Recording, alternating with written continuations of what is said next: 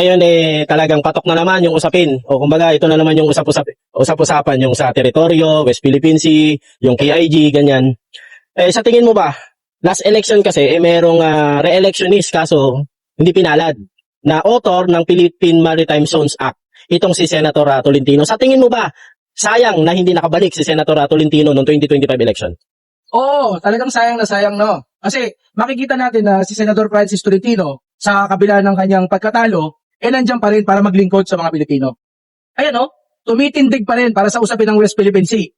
A lesser politician will give up whatever he is fighting for, di ba? Kung natalo na, parang pwede niyang ayusin na niya na ang buhay niya, eh. Itong kinakalaban niya ngayon, si Senator Marcoleta, isa yan sa mga binoto ng Pilipino na nasa mataas na posisyon. Pero kinakalaban niya. Ang iba nga, iisipin na baka bumalik siya sa mga Duterte, di ba? Kasi nakita naman natin na maraming nanalo din ng mga pro-Duterte, di ba? Kaya parang kung iisipin natin politically, it will benefit him kung unti-unti na siyang bumalik. Pero hindi. Itong isa sa pinaka-issue na dumudurog sa mga Duterte, itong issue ng West Philippine Sea, ay kinakatigan po ni dating Senador Francis Tolentino. Kaya talagang nasayang po, no? Nasayang po talaga. Kasi ito pa lang si Senator Francis Tolentino, hindi man katulad ng mga iba na nangangako ng mga tungkol sa mga kuryente, tsaka kung ano-ano pa mga empty promises, na hanggang ngayon, wala pa naman, at tinututulan pa nga, di ba? Dahil sa pamamagitan ng pagkatig sa naratibo ng China, malalagay sa alanganin yung Malampaya East 1, no? Na makakatulong sa pagpapababa ng kuryente. Kaya nga lagi ko sinasabi, yan ang sigaw ko, Senator Marcoleta, baka naman, di ba? So ito, si Senator Tolentino, sayang na sayang po mga kababayan. Kasi andyan pa rin po pala, kahit na siya natalo. Kung ano yung pinaglalaban niya noon, yung West Philippine Sea, hanggang ngayon ay kanyang ipinaglalaban. Yun po ang tunay na nagsiservisyo sa publiko. Ano yung masasabi mo dyan sa mga taga-China na talagang pinaiiral ang pagiging barumbado sa bansa? Ayan po, no, marami na po nagsasalita tungkol dyan. Dahil simula ng sinabi ng ating Pangulo na Filipinos not yet ay lalong tumindi ang kaalaman, ang kamalayan ng Pilipino pagdating sa usapin ng West Philippine Sea. Ang masasabi ko po sa kanilang ginagawa ay dapat po patuloy nating kondinahin bilang mga Pilipino. Alam natin, ginagawa nila yan dahil sila ay makapangyarihang bansa. Dahil meron din sa kasamang palad, meron din tayong mga politiko na kumakampi sa kanilang naratibo. Hindi natin alam kung bakit ginagawa nila yon. May mga anggulo ng maaari sila ay bayaran, may mga anggulo na sila ay natatakot sa pwedeng sapitin daw ng ating bayan, nagirain, na kahit para sa maraming Pilipino, ay wala namang katotohanan. Fearmongering lang, warmongering lang ang datingan. Ang masasabi ko po bilang Pilipino, dapat po pakialaman natin ang issue ng West Philippine Sea. Itong pangharas na to ay palagi natin tutulan. Bakit kamo? Kung ikaw ay ordinaryong Pilipino, baka sasabihin mo, hindi naman ako nakatira sa aming karagatan eh. Hindi naman ako mangingisda eh. Diba? Oh. Pero ang tanong ko sa inyo, mga kababayan, hindi na ba talaga kayo kumakain ng lamang dagat, mga isda? Diba? Hindi ba kayo gumagamit ng mga produkto na ang mga ingredients, ang mga nakalagay, diba? Ang mga chemical ay nanggagaling sa dagat, diba? Sinisynthesize para sa mga iba't ibang mga produkto na ginagamit ninyo. Tsaka, bilang mga Pilipino, hindi nyo ba iniisip, bakit kahit ito ay inaward na sa atin sa pamamagitan ng arbitral ruling ng UNCLOS, bakit, di ba? Bakit nagiging interesado pa rin ang mga Chino? Dapat yun ang iisipin nyo eh. Bakit sa kabila ng kanilang pagiging malaking bansa, mas mayaman na bansa kung ikukumpara sa maraming bansa, bakit hinahangad pa rin nila ang hindi kanila? Yun ang itanong nyo sa sarili nyo. Bakit patuloy sila nagpaharas sa ating mga mangingisda? Diba? Pag-aari natin, pinaangkin nila. Yun na lang po ang iisipin nyo. Kaya pagdating sa pangaras na yan, huwag po natin tigilan. Kahit ako, mamaos ako ng mamaos, patuloy akong sisigaw para sa ating pakikipaglaban at paninindigan para sa West Philippine Sea. At sana ganun rin po kayo. Kasi ang West Philippine Sea po ay hindi lamang po katubigan, katulad ng sinabi ni Duterte. Ito po ay karugtong ng buhay ng bawat Pilipino. Isa lang po ang masasabi ko dyan. Ang tunay na mananalo dyan o matatalo ay ang Pilipino. Hindi ang katulad ni Sara Duterte, hindi ang mga ibang politiko. Kasi bakit kamo? Kung sakasakaling uupo ang isang katulad ni VP Sara Duterte na Pangulo ng Bansang Pilipinas, na ang pamilya ay pinagkanulo ang sariling atin, itong West Philippine Sea, diyan po natin mapapatunayan na sa 2028, bobo pa rin ang mga Pilipino. Tama. Masakit na katotohanan. Kaya sa 2028, patunayan natin na hindi tayo magluluklok ulit ng isang Duterte. Isang Duterte na hanggang pangako lang ang kanyang binitawan pagdating sa usapin ng West Philippine Sea. Ang pinakamasaklap pa nito, hindi na tinupad.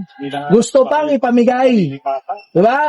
Kaya itong ilagay nyo sa inyong kokote. Pag umupo pa ang isang hindi nararapat na kandidato, kasalanan na yan natin mga Pilipino. Correct. Soon, ang West Philippine Sea issue ay may incorporate na sa inyong curriculum. Yeah. Huwag po kayong mahiya na magsalita tungkol sa West Philippine Sea. Kapag nakakakita po kayo sa social media na may mga nambabash po sa ating mga opisyales, sa mga personalidad, sa aming mga kagaya namin mga vloggers, mga nagrarally na ipinaglalaban ng West Philippine Sea, ay samahan nyo po kami sa laban. Ha? Tutukan nyo po itong issue na ito. Dahil katulad ng sinabi ni Rizal, 100 taon na mahigit, kayo ang pag-asa ng bayan. Mananatili ang katotohanan hanggat buhay ang lahat ng mga Pilipino. Naniniwala ako that the youth, I believe that the youth will give Sara Duterte her crushing defeat in the 2028 elections. Yes. Di ba? So meron At yan. tayong basis. Hindi natin ito dapat na Ganun lang yan. nabibitiwan natin ng KIG claim for the sole purpose makapag-drawing na tayo ng mapa natin na may coordinates ng West Philippine Sea. Kung tutuusin, kung pwede nating ituring yung Pag-asa Island na nasa labas ng exclusive economic zone natin, ituring natin ito bilang overseas territory natin. Lagpas yan sa territorial 12 nautical miles territorial water natin. Lagpas sa EEZ. Okay nga yun, teritoryo tayo ron, di bongga? Tama. Di ba? Hindi pwedeng dahilan na lagpas dun sa EEZ.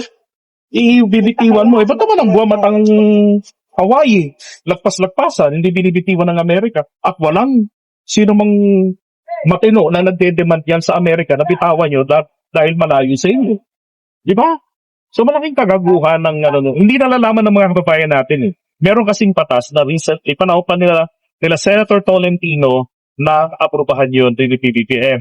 At yung sinasabi nila na lagpas yan, yung Maritime Act. Ngayon, yung lagpas yan doon sa EEZ natin. That's fine. Kasi 2024, meron sa pamamagitan nun, nag-file na tayo ng petition para sa extension ng ating continental shelf. Para makover yun. Ang Vietnam, meron din yan eh. Para makover nila parakali. Makover nila yung mga nahawakan nila features. Katulad rin ng ginawa natin na nag-graph tayo, yung sa Philippine Sea, sa Pacific Ocean, yung Caldera. Sa atin na yun, sa Pilipinas na yun. Burnham Diba? Rice. Ha? Benham Rice. Benham Rice, yun. Sa Pilipinas na yun. So yun yung in-apply rin natin para dyan sa KIG. Kaya ako na tayong dapat na i-give up. I-give up mo yung claim na to. Mas madali pa hong tanggapin. I-give up natin si Marcoleta. Yes. Di ba? Siya yung dapat i-give up natin. Tama. At isa kang malaking kahihiyan sa mga taga-iglesia ni Cristo na sumuporta sa iyo. Naniniwala sa iyo na ikaw ay paglalaban mo ang interest ng Pilipinas. Sabihin natin mabuti yung kanyang tayunin. Sabi niya, lagyan natin ng legal base, ng legal foundation. Pero, yung manggagaling sa isang senador, ang option ay mag-give up ng isa sa mga claim natin. Sus, Mariosef, napakalabo nun. Kahit sabihin pa na walang international recognition ng KIG, still, sa Scotty Island, group of islands na yan, yung kung sino yung nakaposisyon doon at mayroong soberanyang in-exercise, may gobyerno tayo ron. Munisipyo yun eh. Di ba? May fixed territory sila. Kompleto ang elemento natin doon. Sa lugar na yun, wala lang yung sariling supply ng tubig. Babandaw eh. No? Kaya nga eh, lulok talagang. Alam niyo, ganyan ang mga tao na yan. Pilit nila nga hanapan ng butas para lamang makaburan ang interes ng China kesa sa interes ng kababayan nila. Kesa sa interes ng Pilipinas.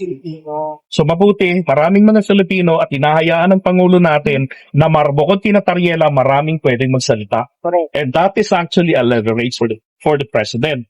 Na China, I'm willing to talk, I'm willing to negotiate, Pero yung pabor namin ang mangingibabaw. Kasi ang mga Filipino, they will not yield. Marami ng pukas sa kaalaman tungkol dyan. Nalala ko yan, nagsimula yan na awareness ng mga Filipino when the President said, Filipinos do not yield. Tapos yun na. Diba? Nagsimula na yung awareness. At good luck sa kanila. Sana sa 2028, mga kababayan, sama niyo si Robin Padilla. Anyway, Robin Padilla is not going to run anymore. Because hindi po natin siya deserve. Tama yung asawa niya, ibulsa na lang niya si Robin. Si Robin, nakilala si Robin sa pagiging makabayan. Lumalaban sa ginagawa ng mga Chinese Coast Guard sa West Philippine Sea.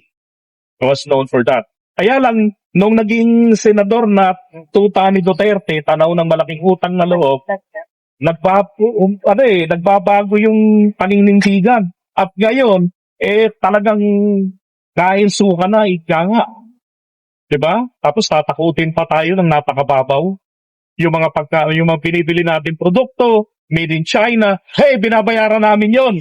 Hindi binawag 2 yun. Hindi yun bigay. Lugi pa nga kami din. Wala tayong mabilihan eh. Hindi yun galing China lang eh. Lugi tayo kasi madaling masira. Oh. Diba? Naman nga China dahil sa Pilipinas.